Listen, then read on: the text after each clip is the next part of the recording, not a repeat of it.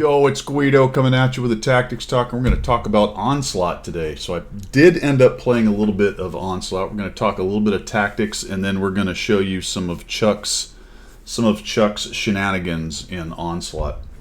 Learned a couple things. We'll throw out some tactics and tidbits and things to think about. We'll talk about the mode itself here. The way you get into Onslaught is down here.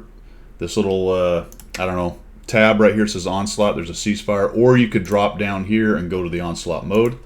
You're going to click on that and it will take you over to Onslaught. Onslaught is tier 10 7v7 only. You can do platoons. I haven't messed with those yet. And you can do a super platoon with 7 people in one platoon. Again, haven't messed with those. We'll get to that a little while later. Speaking of Chuck, so what I did in the last couple days is I played probably about 30 battles. I'd say I'm about 50%, maybe slightly higher. Could be slightly lower. I don't know if there's a place where I can see how many battles I've done total, but there is a place where you can see how many wins you have. You'll notice that I have 204 out of 250 required for iron level. So I am one level above the bottom level, and it took me 15 wins and whatever it was in losses to get there. So what have I learned about this so far? Well, before we get to that, let's just click around through this a bit and I'll show you what's going on. You've got all your tier 10s down here. The way you can see what's going on is you're going to click on this guy here, the Onslaught mode, little shield at the top there, and the first tab over here on the left is your current rank. So I am Iron rank, I'm in Division D, and I have 204 points, although usually this says, oh, there it is at the bottom right there, 204 total rating points. Now you can gain points with wins and lose points with losses. Generally, you will, unless you lose several in a row, if you're about 50%, you will slowly creep up in points. All right. We'll talk about the ranking system and the top ranks in just a minute, the leaderboard. If you haven't got started and you're not very good, you're probably not going to get into the leaderboard unless you just really grind out a bunch of battles. And even then, I think most of those guys are winning quite a bit. No big deal though, because you can get a lot of goodies out of this without try-harding, sweaty gamer try to get to the top. You could do it. It's not too far into it. As you can see, it goes to the 20th of November. So you do have a while. It's about another 35 days or so. 34, 35 days. And we'll talk about the points that you need. But the ranks go all the way up to champion rank. And as it shows here, there are different divisions within D, C, A, B. And then the same thing here, although it's locked right now. All right. Let's go over here. Rewards for ranks are somewhat minimal. It's fairly cool camouflages.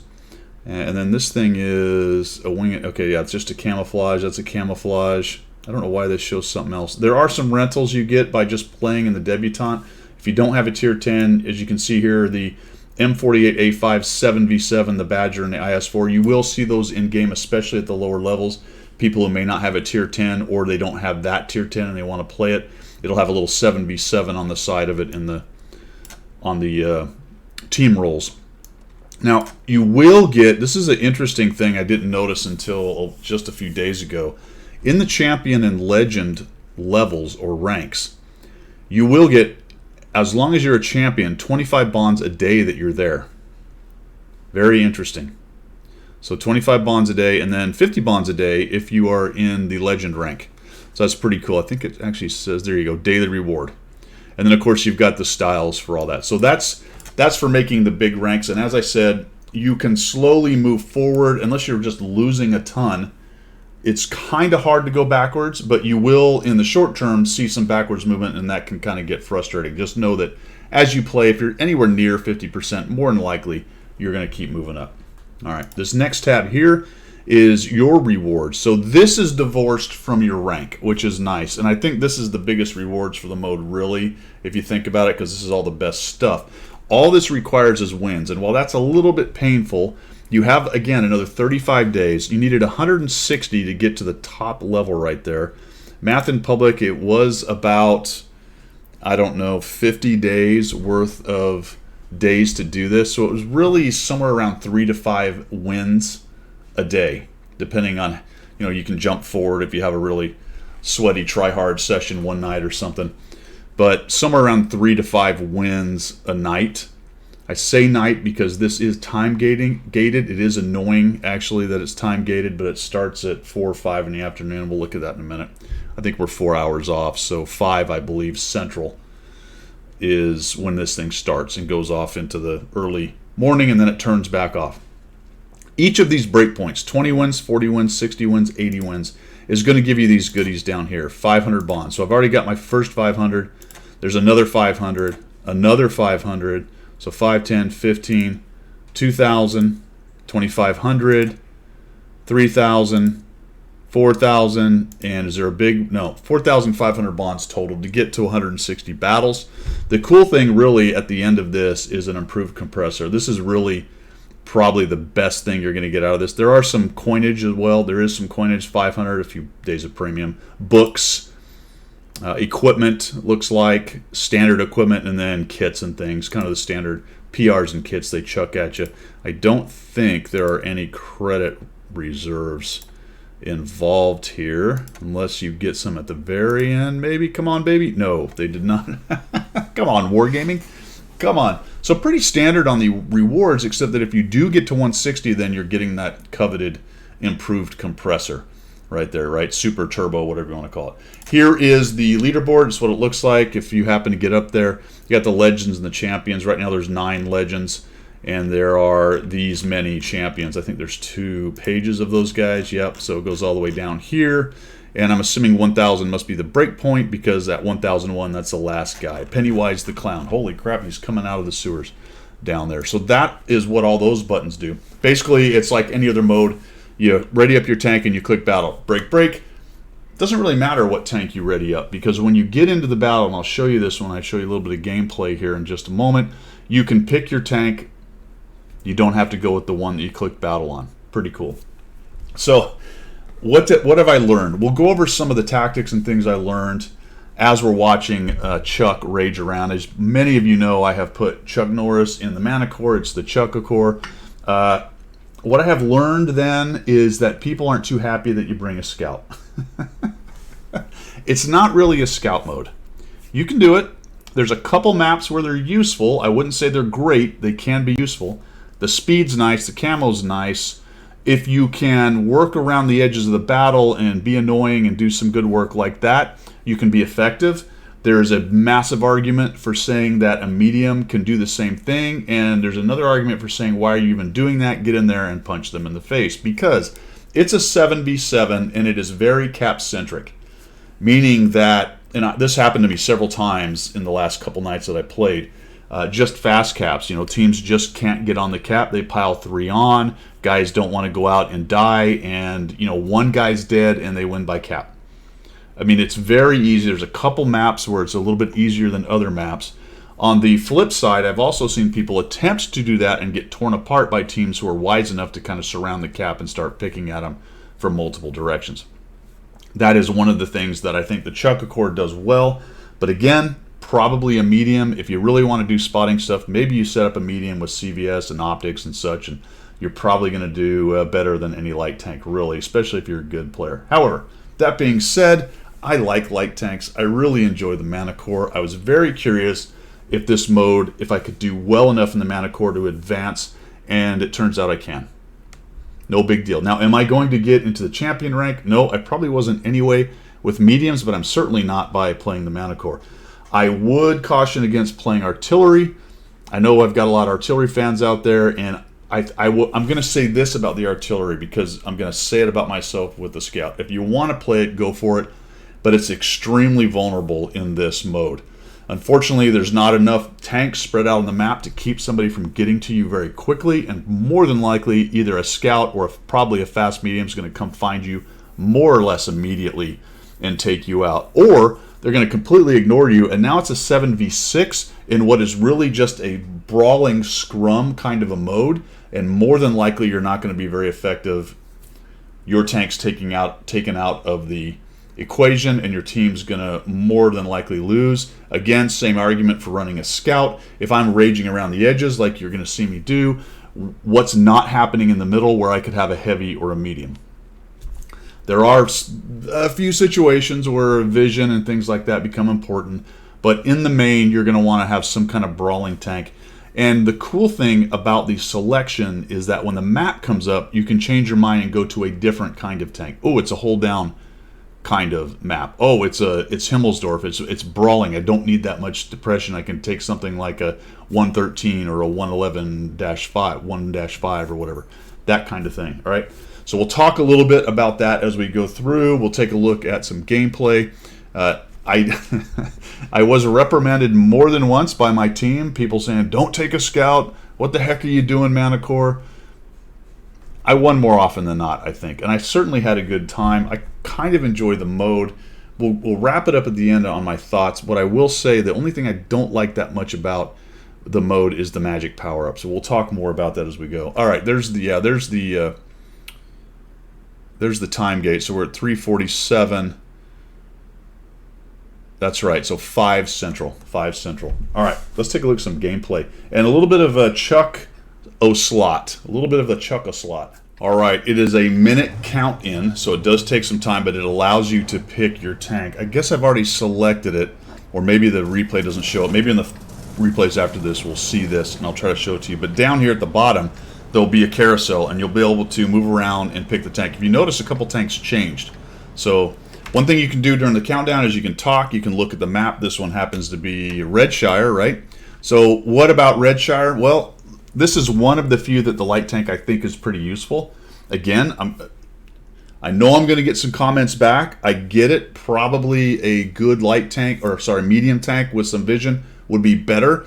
/ why are you raging around the edge of the battle anyway? I got it. But if you're going to play a light tank, this is one of the better maps for light tanks. Another thing I wanted to say here is I'm going to show you 4 games of the Chuck Accord, and Chuck is raging. These were 4 in a row. They were early in my session. It did not always go as good as this. I did have some bad games in the Chuck, and I played a couple other tanks. One of the tanks I played, and the one I did the most damage in, was the M5Y. The other one was the M13. I played the M5Y on Westfield, and I played the 113 on Himmelsdorf just to break it up a little bit and put a tank that was a little bit better suited for the mode. I'm going to rage out here with the Chuck Accord.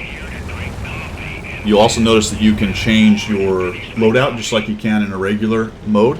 There's a couple extra buttons down the bottom. If I lean over here. So 7, 8, and 9.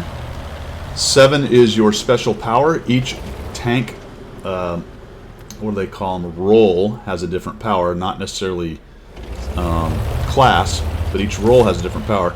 So light tanks are pretty good at grabbing those little spots right there. Let me get the graphics set up for you guys. And you'll notice what I did is, see how they're all lit? I hit 9. So I used that power up. I'll just stop it for a second and kind of show you what I'm talking about.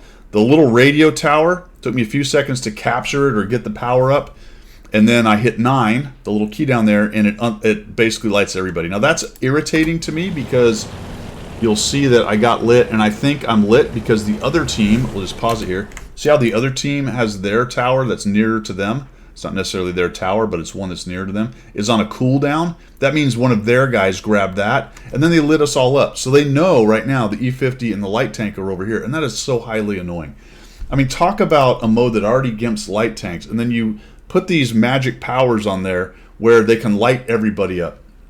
All right, I tend to use them. The light tank, like the Manicore, can get there quickly. The other beautiful thing about a light tank is when you're sitting on there or even driving up to it, you keep your camo, right? So they're going to have a really hard time. They're going to have a really hard time even seeing you on those points. Whereas if you put one of the mediums or heavies on one of those points, sometimes they get seen sitting there. The other one you can see is the little artillery symbol over here on the castle, where the purples all are over here, and that gives you, and it's a number 8, that gives you an artillery strike. Pretty standard to the rest of their modes, so this dude kind of sees me. He's coming my way. The E50 is up over there. I'm working around the middle. And you're going to see me doing in Chuck here basically what a light tank can do in this mode. This is, like I said, a pretty good map for it. I can kind of pick at them. I can light them. I can find their campers in the back and give people shots. But you'll notice that the rest of the team is pretty much brawling near the cap. And that's what you're going to find. To a large extent, most of this mode is going to be brawling around the cap. The E50 and I are sort of, our guns are out of the game, right? We're not doing damage, so that's 2 tanks out of 7, not really doing a whole lot. Okay, I've chucked a little bit of damage downrange. Now the E50's moving in there. But pretty quickly I'm going to come in and start causing a little bit of chaos in here. But it's always opportunity cost. Because the question is not what have I done so far or what I will do, but what could I have been doing up to this point. Now the E50 goes in. We do have the 50-51 busy, but that's 2 of us dealing with him, and you can see the team is getting a little bit beat up here. And I'm just sitting back here plinking away, right? Manticore, chucking the Manticore, best sniper NA. So I feel like I got to get in here. We need to push, me and this 50M. We've got to take out this 50-51 and then work around here and see what we can do. I get a little opportunity here with this fella, so we'll shut him down. That's nice. Back out, where's... Oh, there's the Minotauro right there. I haven't seen a whole lot of use in grabbing those slots more than once. It's perhaps useful to get the artillery strike a little bit later. But the problem is, as I've been talking about and yapping the whole time, is obviously the opportunity cost of what else could you be doing. And rarely, once everyone gets engaged in this mode, it's hard to get into one of those spots and capture them again because you're so busy shooting the enemy. Alright, so the Minotauro goes down. E50 does a really nice job. And now it's a 3v3. So I've got a near dead. Here's a guy, I'll take an opportunity shot on him. We'll knock him down. So we got 2 guys down to basically 1-shot Bill. E50 gets him. Now I got to find that Progetto if I can and avoid getting nuked. It's an M454. Pop in here. He gets hit, so the guy takes a shot on him. He's pushing him, so I figure, alright, we got to go. But I don't know where this Progetto is. So let's just cruise in here and we'll give this guy a hard time. Make him have to fight both of us. He doesn't have the gun depression. We'll stay low on the edge there. We'll come back. Oh, there's the Progetto. So we'll come in here. Put a shot on this guy. Nice job by the 50M. So now he's trying to fight both of us. 50M gets aggressive, goes in there. I like it. I'll just keep circling. I know I can take a hit, so I'm not going to worry about it too much. If he wants to keep his turret on him. He snaps the 50M. That's okay. Gives me another shot, and we'll just keep going. And now the M4. 54 is going to have a hard time keeping his gun on me. He misses. That's nice. Been there. And we take that guy down. And 2,922 damage and 2 kills. Alright, so that was fun. I had a good time. It was a close game. Maybe a player like me up near the front fighting and not futzing around the edges in a light tank actually makes this a better win. I will fully admit that right there. But it can be done, and I think, you know, it's Chuck, man. This is... Let's check out another example. Alright, unfortunately, it looks like the selection thing is disabled or doesn't show up. I think it's tied to the replay system. I was looking for replays for the other battles that I had, and they were showing all Manticore. And the thing is, I went into the battle with the Manticore selected, so that's what the file is saved as. If you switch to a different tank, it won't show that. So all of my Onslaught battles show Manticore because that's what I went into the battle with, despite some of them where I changed the tank. So that's kind of interesting. Alright, so here we are on, this time we're on Sand River, and I didn't talk a whole lot of tactics on the last one, meant to do so, but you can see where the cap is right there, and you tend to have a battle around the cap. There will be some snipers sometimes working the edges. I don't think the castle's that important, although maybe putting a tank or 2 in there is good. It does fight more or less, in my opinion, a lot like the encounter mode for the map regularly. It's just keep in mind that there are many fewer tanks. That being said, that's one of the things I like about this mode, and especially even for running a scout. You do have some more options, especially early in the battle. I've watched some of the chat. I don't know if any of these games were where people got on me for running Manticore, but it's pretty funny. So like I said, because there's fewer eyes in saturation on the map, there's a few more places and things you can do in a scout. The only problem with that in general is that, again, if you take yourself too far out of the fight, you're not effective and you're sort of gimping your team. So we're going to come up here. You can see that we've got a guy jumping on the artillery deal. I wanted to take a peek there. I just want to know if anybody's coming around behind us right there. They are not. Kind of curious if somebody's up in the back. Now this one, I did not go for the radio. The reason being, fellas, is unfortunately on this particular one, the radio is down here in the town, and the other one is, or sorry, down here in the town. The other one's up on the ridge, and you really can't get there and get it knocked out before you get seen. Somebody's going to get close in there, so that's kind of a bummer.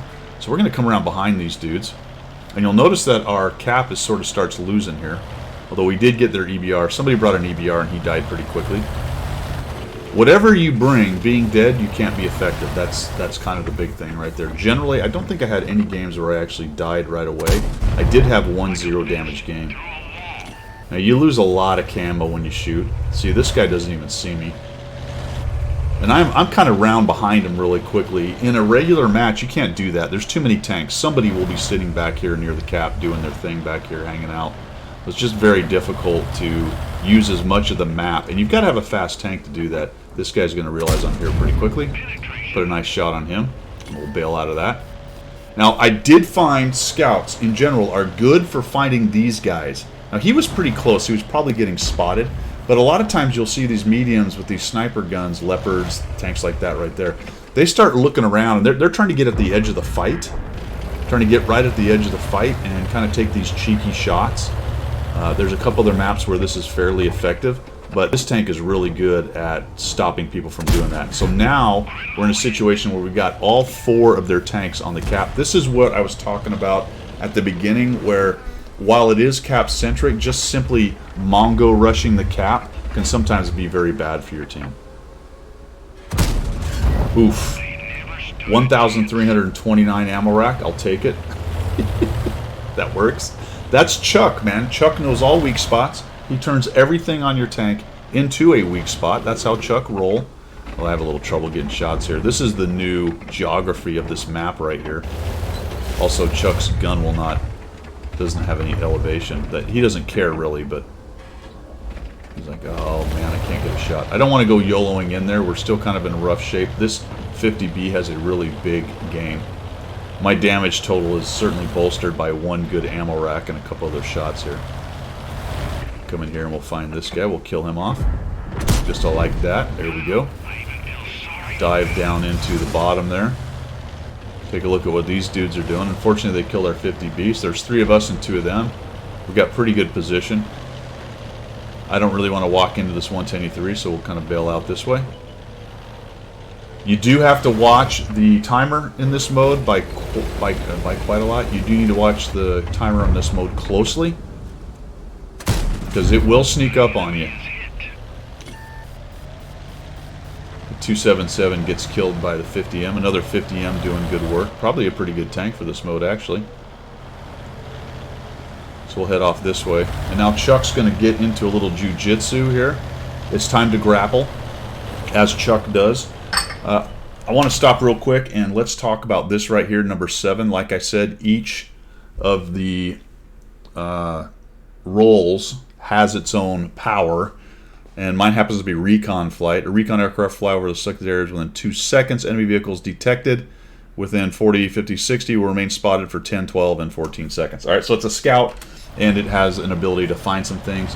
It's useful on some maps. I don't use it too much. Some of the other powers, though, on other tanks are quite useful. We're going to come in here, and we're just going to do a little hi-ya. Here comes Chuck. He's going to like, all right, let's get on top. All right, let's kill this dude. Here we go. Ooh, Chuck, get him. Knock a few hit points off him. Not enough. Waiting for the reload. This guy's trying to smash me. Chuck crawls up. He's grappling. He's going to crawl right. Thank you. Give me a little lift there, buddy. Appreciate it. Thank you. Yep. Okay, we'll just come on here. Oh, we bounced. That's a bummer. Oh, the guy's in big trouble. He's in big trouble. We going to get the kill? No. 50M kills him from the other side. Fantastic. 2,800 damage. 682 assists. Couple kills and a win. Good job, Chuck. You got to go for the grapple at the end, the finishing move. All right, a little change of pace. This time I'm in the M5Y. As I mentioned earlier, this is the tank I did the best in. I had the most damage anyway. This is a 5,000 damage or so game. It is on Westfield, which we haven't seen yet. Light tanks, I played the Manticore a couple times on this. They are very limited in capability on this map. Despite this map being so huge, much like in the standard battles, going way down here into the southeast has limited use. And in a 7v7, you've taken yourself so far out of the battle, there's no reason, you don't even need that much room to flank anyway. Because as you can see, you can kind of get down around the bottom depending on where guys go. Our leopard went to the back.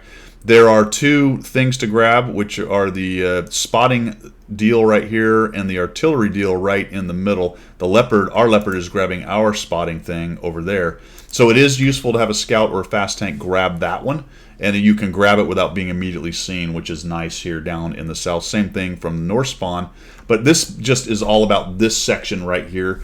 And like it is for the most part in pubs, this is where the big battle is. So I grabbed a hold down tank with a pretty good turret, and then the enemy team kind of mongos onto the cap, and they're sort of ignoring me here, so I'm gonna have a pretty good time with these dudes.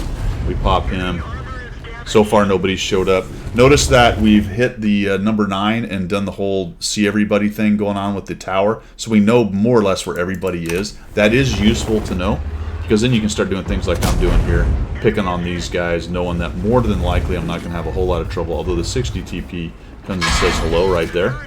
Breaks my turret, gets me in the side, and that kind of changes my mind. Alright, so let's... I know I'm going to out-reload the guy here, and the Super's going to have a hard time hitting me. So we just hit him, reset him a couple times, and now we're going to switch back over here and start messing with these dudes. Actually, maybe I'll take one more shot down here, I think, possibly. Well, I am in a bit of a crossfire. I do have to be careful if somebody's fired an artillery strike there. A little bit of a bounce. Alright, so we have 4 guys up top, and this is important in this mode. Right here, this is a huge advantage. We have 2 things going on here. Number 1 is we have these 2 isolated, and the 4 of us, and there's actually a dude here now coming around, should be able to wipe these 2 out and take 2 tanks out right away. We've already got 1 dead. And as long as these 2 can keep these guys busy for a few potatoes, eventually we can expect the Patton and the Centurion to come back in. So first things first, kill off these guys. And I kind of wish I would have stuck with it, because I switch my fight as I see the Centurion coming in. I am exposing my turret a little bit on the side here. So we start pounding these dudes. Then I see them coming in, and I switch. So this was a mistake on my part, although it is a Badger here. So I start kind of working on the Badger. I figured if I ignored the Badger and kept coming up, I was going to start getting shot in the side of the turret. And I also figured that those guys, those 4 would have them. And really, if they'd have just pushed in instead of futzing around, those guys would be more or less dead now. But you can see they're all trying to play hold down boy and all that stuff. So I'm just going to come up here and help them and put a shot on that guy. Now, the counterattack onto the cap is doing some good work, starting to beat our guys. A little bit of angle on him right there. Down goes the 100, and the 430U is still irritating things. Come up over here. Oh, probably a bad choice. Did I have a one-shot? No, the other guy was at full hit points. And now the 4 that took on the 2 are coming into the fight, and it's pretty much over, right? We've got 6v... what, 3 at this point.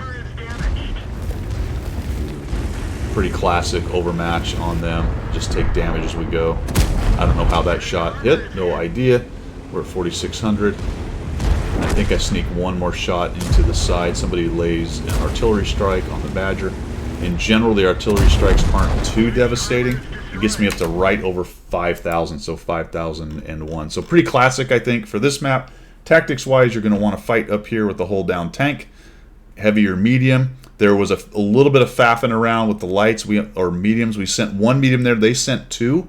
So those 2 mediums, kind of like I was talking about earlier, really took themselves out of the fight for a while. Maybe you get a couple guys sniping at them as they come up over this hill and crest it, but I was really the only guy doing that, and for whatever reason they weren't shooting at me. So pretty classic way to win this particular map right here. So I don't think, although I did play the Manticore a couple times on this, won a couple, lost a couple, I don't think this is a great light tank map like Sand River is. And Red Shark. I will start this one here. I'm in the Manticore again, this time on Ghost Town. As you can see, there is a radio spot here in the north, one in the south. I grab it. I'm going to head on into the bushes here. Now, one of the reasons, if I'm running a scout, I want to get there and light them immediately, is what I haven't talked about yet, is there is fog of war, which means you don't know what the other team has until you grab one of those stations and press 9 and you find out. Then you know where they are, right? If they do have a scout, then you know where to go to avoid them, and you can see I can sneak in here. I like this field. in this mode, because rarely do they send anybody over there, and you can get in behind guys like this Badger and other things and be very sneaky in here, cause all kinds of chaos. So this guy's going to eat another shot to the side. We'll back out of that. Notice the TVP 50-51s are headed to the other side, again of limited use. Here's another de facto spotting mechanism. Pay attention to this. Notice that, actually we don't have any going on right now, but when the TVP 50 and 50-51s were on that artillery point over on the west side over here, you will notice that it shows it being captured. That lets you know that at least somebody is there. And that's important. So the TVPs, now we can see actually one just got lit going around the corner there. And this is what I'm talking about scout-wise. You can work your way around the edge of the battle here and become very annoying. I'm using the spotting rings to get really right at the edge of them, hoping that I won't get spotted from this spot. Need to move a little bit more because I really didn't like where I was. See if we can use a little bush here, although that probably isn't going to keep me from being spotted. Not from the bush part of it anyway. 50B goes in there. I'm trying to track this guy and be annoying for the 50B. The TVPs have got around behind us. Is that 50M fighting? Yeah, he's asking for help. And I'm just going to keep kind of working around the edge of the battle. Wait for the 50B to get reloaded here. Hoping he'll pop out and finish this guy off. Oh, shoot, there's another guy right there. Oh, bad shot, bad shot. I should have let that settle a little bit more. Rushed it, and that was totally my fault. Just working around here. The Rhinoceronte doesn't like that, so he backs out. He's like, come on, reload so I can get a valid shot on one of these guys. See if we can track him. Maybe somebody can get in there and kill him. 50B's just eating shots, so we're going to have to do something different here in a moment. Okay, I'm just trying to find a way to get a shot on the Rhinoceronte because I know I can probably damage him, I'm hoping. Don't really... Oh, there we go. So he was a one-shot, so I switched over to him. 50B gets the Rhinoceronte. So that took a while to happen. Now here's an example of what I'm talking about. Rarely did I find the ability or the time to do something like this. Did cost me 5 seconds. Notice there's a cooldown as well, so you can't just keep grabbing those spots. So I'm going to hit 9. Did I hit it? Yeah. Hold on a minute. I saw this in game. I was kind of curious what the heck happened here. So we'll get in here. We're going to get reloaded. Let's see if it lights guys up. There we go. So there they are. We find all three of them. That's kind of what I was curious. Where have those three autoloaders gone? Well, they're all raging together. 2 of them are in a platoon. But unfortunately, and this is exactly what I've been talking about when you're running a light tank or trying to run around the edge of the battle and be clever with your flanking, is meanwhile, if there's an overmatch in the town, you're getting your butts kicked, right? And here comes all the power in here. There's one poor guy taking down the poor Minotauro, and down he goes. Meanwhile, your autoloaders are very cleverly down the south, or in the case of me running a scout, very cleverly hanging out on the edge of the map. This is pretty much a win, unless we start to piecemeal walk into autoloaders. As I am a scout, and here is a situation, in my opinion, where scouts can be very useful, is I can come up here, take a look, and see what's going on. Now, I know something right away, and I just clicked on it as well. They're trying to capture that artillery spot, which means at least one of them is up there grabbing that. They're grabbing it because they think they're going to try to do a reset. If they have any chance of winning, they're going to try to auto-load a couple guys, kill a couple near-deads, drop a reset on the cap, and continue to go from there. So I'm going to bring my scout around here, and we'll see if we can find these dudes, and unfortunately I do. I'm like, oh crap. Take a quick snap at that guy. He misses, thank goodness. Nope, doesn't miss. Doesn't miss every time. But I get some guys lit up, and he gets hammered, which is good. And now I've got them basically cut off. They're going to have a hard time getting down in there. I'm getting lights for the team. I actually find the bat chat sitting right here. It surprised me a bit. Take him down. Bail out again. I know one of them's a near dead, so I'm going to come back around, see if I can take him out. I'm going to wait for a while, though. I don't want those 2 TVPs to know that I'm coming exactly right now. And this is a situation where we pretty much have time. Then we'll do a little spotting thing, send the airplane over. I don't know why I didn't find them. I guess they were just a little too far off. Hard to tell. That guy's just sitting there. Don't know. The other dude gets hammered. There goes our airstrike, so it goes in there. I guess hammered's not... Well, somebody hit him. Wasn't really hammered, was it? He just took a few hit points. Now, I think he's mad coming at me.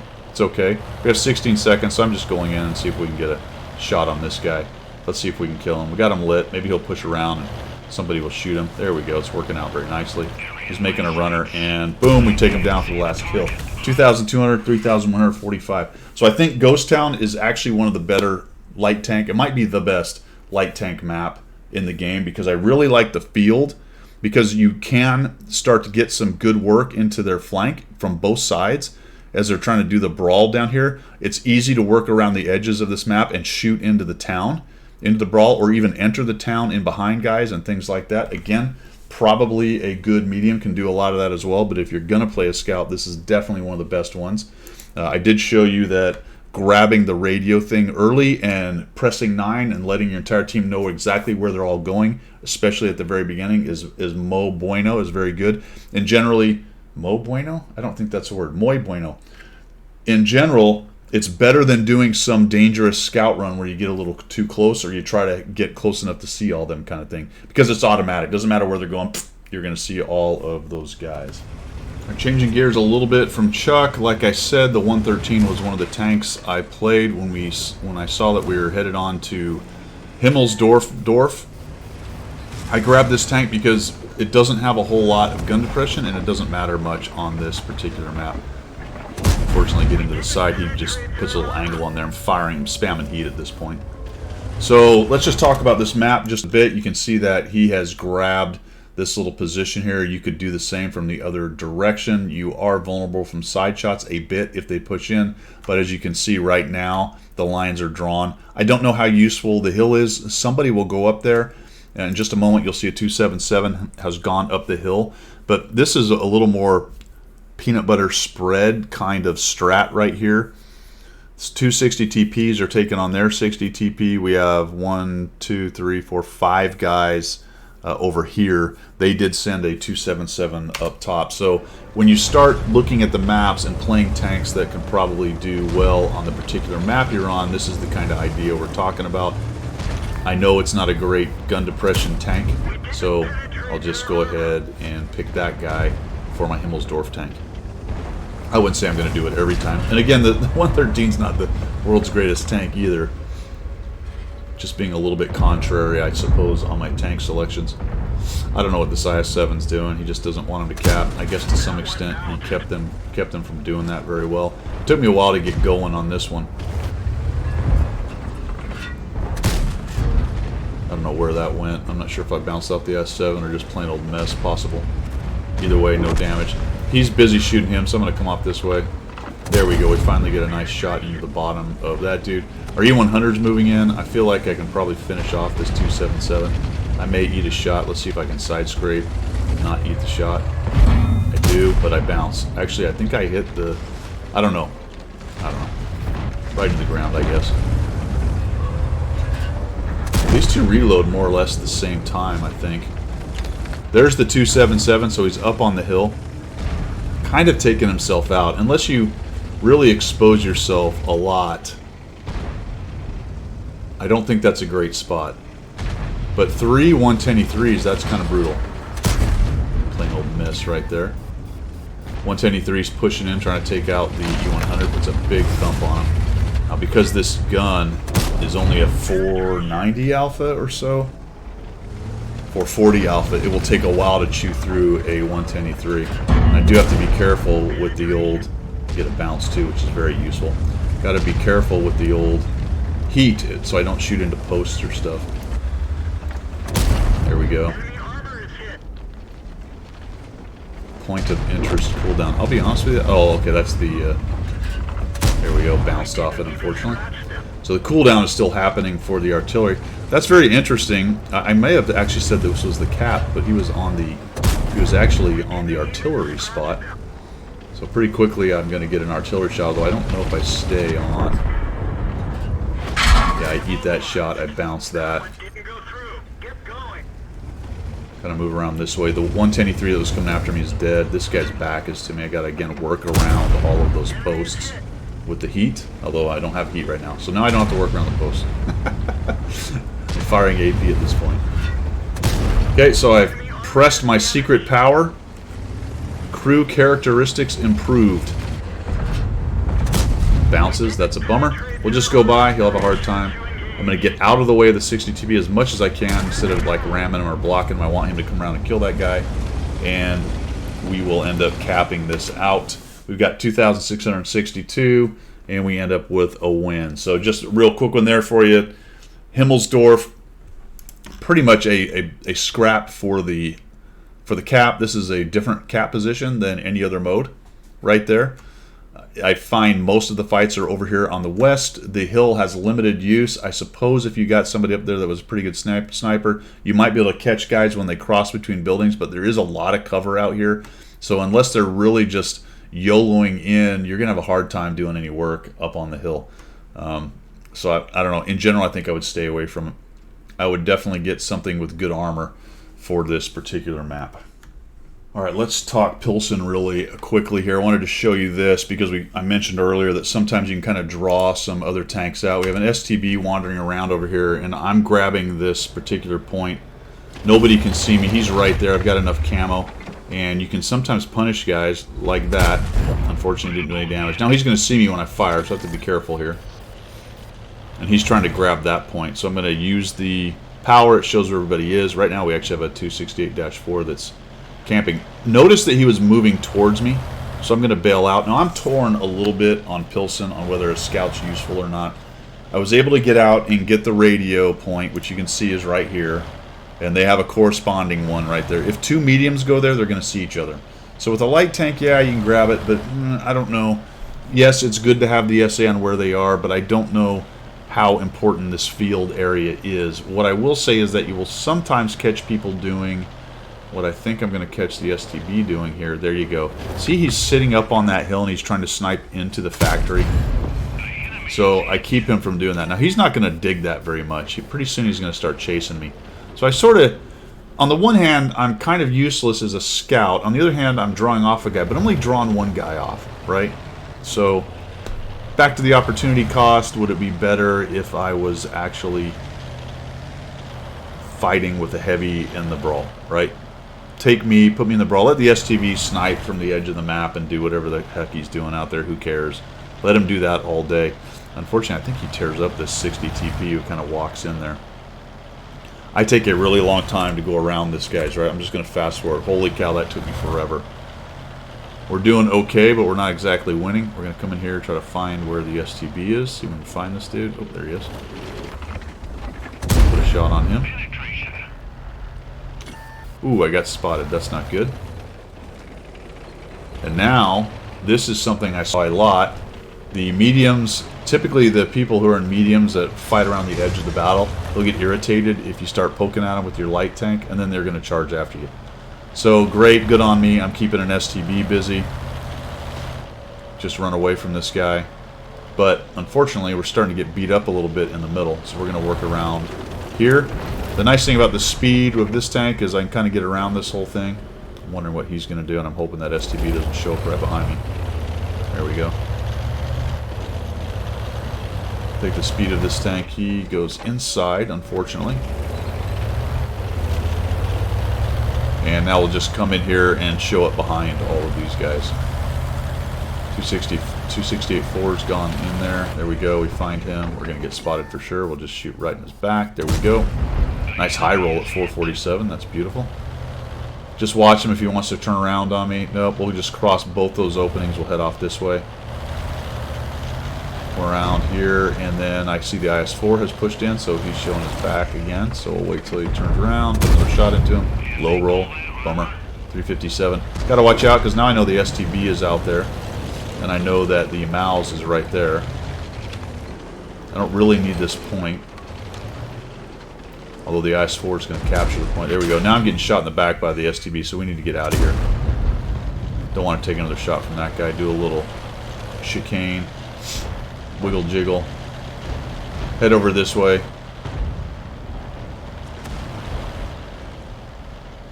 And the speed's nice, right? It lets you do things. Here's another near dead. We got a 268-4, very dangerous gun, but he's certainly a one shot, and if I can get around his side, then more than likely I'll be able to kill him, just like that.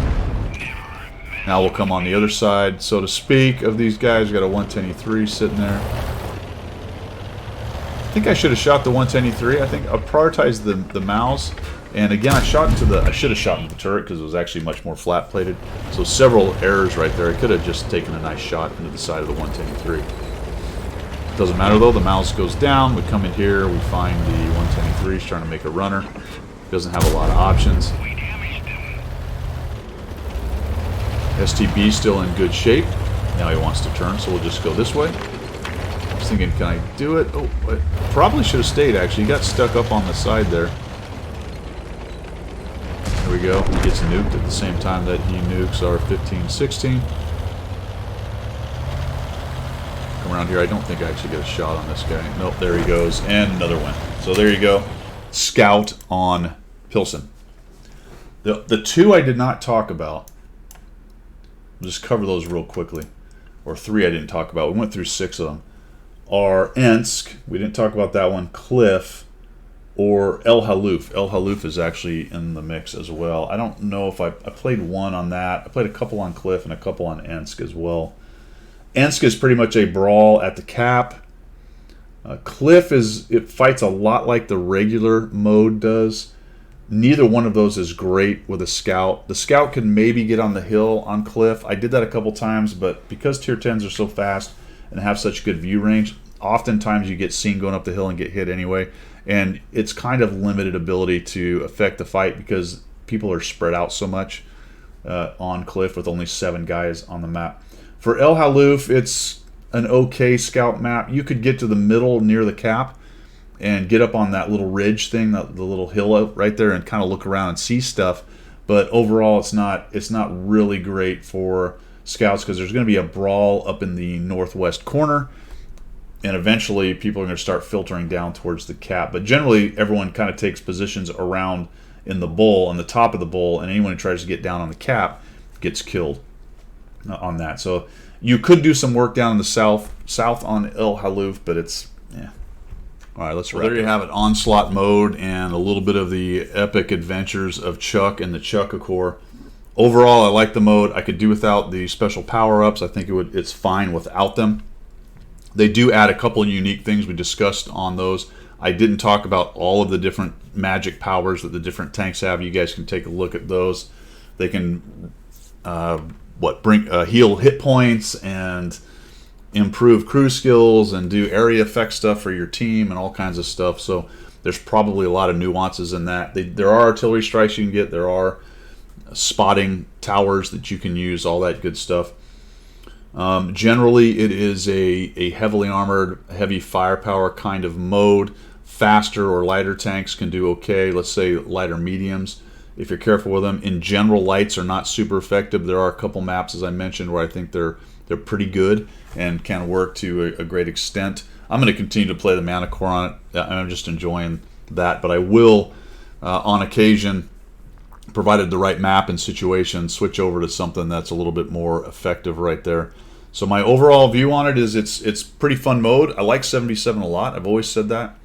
Get rid of the magic power-ups. Don't care about those, but I would say they are minimally invasive, I guess, in this mode. They do add a little bit of a twist, and while I won't say I love them, they don't bother me that much. It's fairly easy to get to the top in terms of the rewards. You're going to have to spend an hour or two a night or more if you want to front load some stuff. It's not too late. I think you can still get there based on it going to November 20th, even if you started as of the time you see this particular video. It may take you a little bit of try hard to catch up kind of thing, but overall, you're not too far out of the game. So good on them for a decent mode. I do want to try the 7v7 full platoon thing with somebody at some point, so I'll be looking for an opportunity to do that and some time and whatnot. That's all I've got to say for today. Thanks for supporting the channel. If you're looking for other ways to do so other than the subscribe button, you'll find that stuff down in the description. Thanks, Mocha. That's all I've got. We will see ya.